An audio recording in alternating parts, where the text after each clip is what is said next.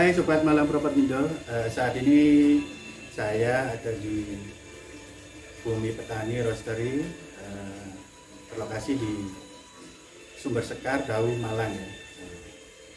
Sambil menikmati kopi hasil roasting teman saya ini, saya akan bahas beberapa tips seputar properti, utamanya hari ini mengenai KPR.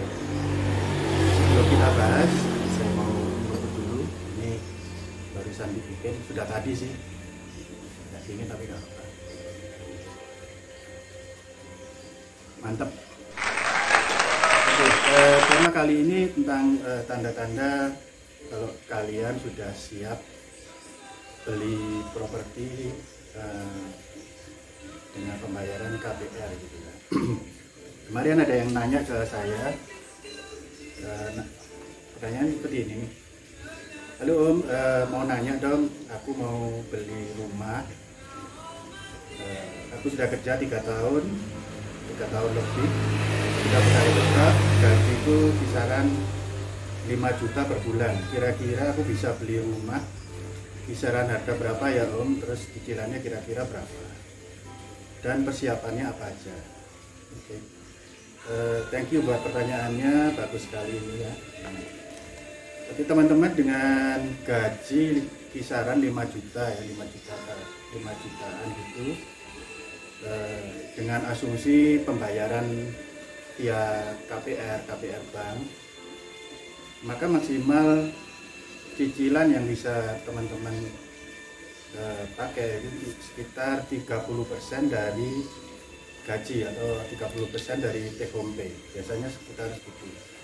Kalau gaji 5 juta, kisaran maksimal itu teman-teman bisa menyicil rumah per bulan kurang lebih 1,5 juta.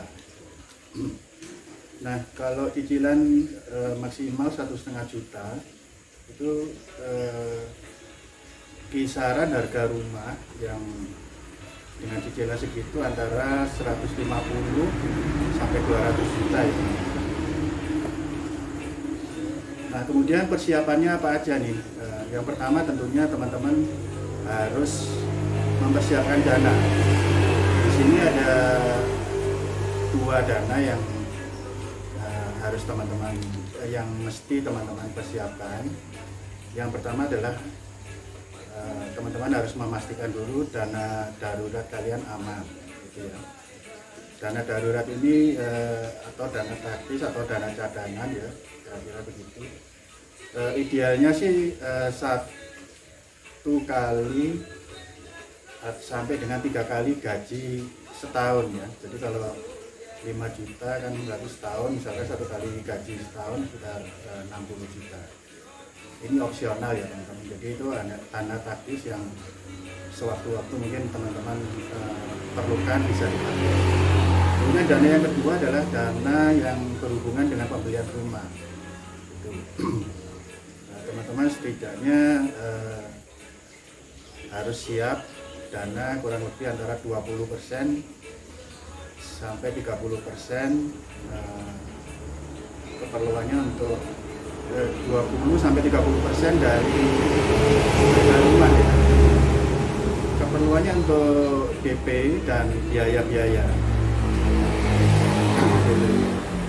Nah, kalau misalkan nih harga rumahnya 180 juta ya, maka DP minimal DP yang disyaratkan oleh bank itu 10%, berarti kan 18 juta ya. Kemudian ada biaya pajak, itu kalau harga rumahnya 180 juta, kurang lebih pajaknya kisaran 6 juta gitu.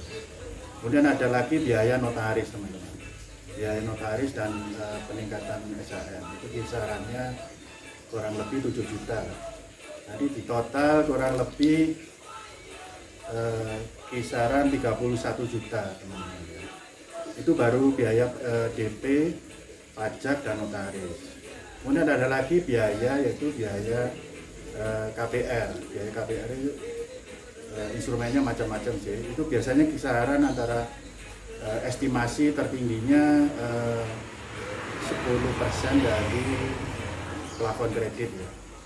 Itu teman-teman, kurang lebih 16 juta kalau harga rumahnya 180 juta. Jadi teman-teman yang harus dipersiapkan untuk biaya-biaya terkait dari pembelian rumah melalui KPR bank itu kisaran antara 45 sampai 50 juta lah. Estimasinya aja gitu.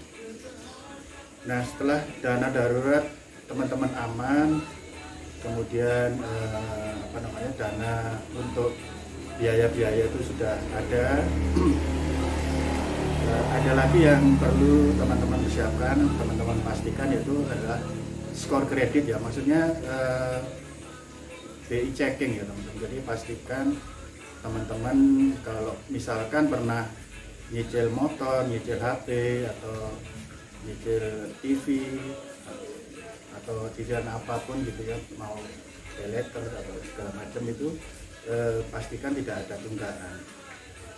Lebih bagus lagi kalau teman-teman saat ini tidak punya cicilan apapun gitu ya.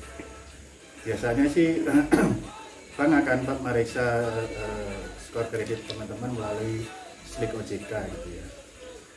Kemudian setelah dana aman, biaya-biaya sudah ada, skor kreditnya bagus, ada lagi beberapa dokumen yang mesti teman-teman persiapkan ya.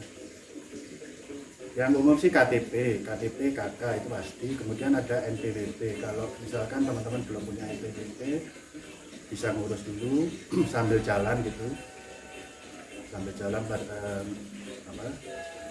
pengajuan KPR-nya bisa mengurus NPWP.